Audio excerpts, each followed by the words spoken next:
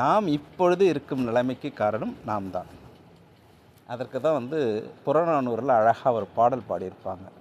யாதும் ஊரே யாவரும் கேளீர், தீதும் நன்றும் பிறர் தர வாரா, நோதலும் தனிதலும் அவற்றோர் அன்ன, சாதலும் புதுவதிலமே வாழ்தல் இனிது என மகிழ்ந்தன்றும் இளமே, முனிவின் இன்னாது என்றலும் இளமே, மின்னொடு வானம் தன்துளி தலையி கல்பொருது மல்லற் பேராற்று நீர் வழிப்படும் புனைபோல் ஆருயிர் முறை வழிப்படுவும், திறவோர் காட்சியின் தெளிந்தனம் ஆதலின் மாட்சியின் பெரியோரை வியத்தலும் இளமே, சிறியோரை இகழ்தல் அதனினும் இளமே.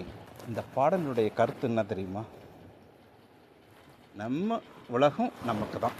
அது இந்தியாவாக இருக்கட்டும், அமெரிக்காவாக இருக்கட்டும், எந்த நாடுகளாக வேணா இருக்கட்டும், அது அனைத்து உயிர்களுக்கும் சமமானதாக இறையாற்றல் படைத்திருக்கிறது.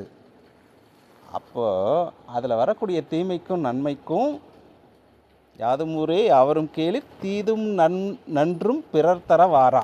அது இன்ப உணர்வுகளாக இருக்கட்டும், துன்ப உணர்வுகளாக இருக்கட்டும், அதற்கேற்ற மாதிரி தான் நமக்கும் வந்துட்டுருக்கோம். அதுக்கு பிறகு என்ன சொல்கிறேன்னா, வாழ்க்கையை இயல்பாக விட்டுரு. இப்போ வானத்துலேருந்து மழை பெய்யுது, மலையில் ஓடி அப்படியே ஆறில் போய் கலக்குது, ஆறில் போய் கலந்து அது கடல் வழியாக போகிறது, ஒரு பாதையை அமைத்து கொண்டு போகிறது. இயல்பாக அறநெறியில் வாழ்க்கையை விட்டுவிடும். அது போய் சேரக்கூடிய சென்றடையக்கூடிய இலக்கை அது சென்றடைந்து விடும். இயல்பாக இருக்கும். ஐயோ எனக்கு இது நடந்துச்சு, அது நடந்துச்சு, பதட்டமே வேணாம். யாருக்கும் நடக்காதது நமக்கு நடக்க போகிறதில்ல இல்லையா? அதே போல் ரொம்ப அறிவாளி, அவர் ரொம்ப பெரிய பணக்காரர், அதெல்லாம் வேணாம். எல்லாரும் ஒரு நாளைக்கு இங்கேருந்து நம்மளுடைய வாழ்வை முடித்து விட்டு சென்று வரக்கூடியவர்கள் தான்.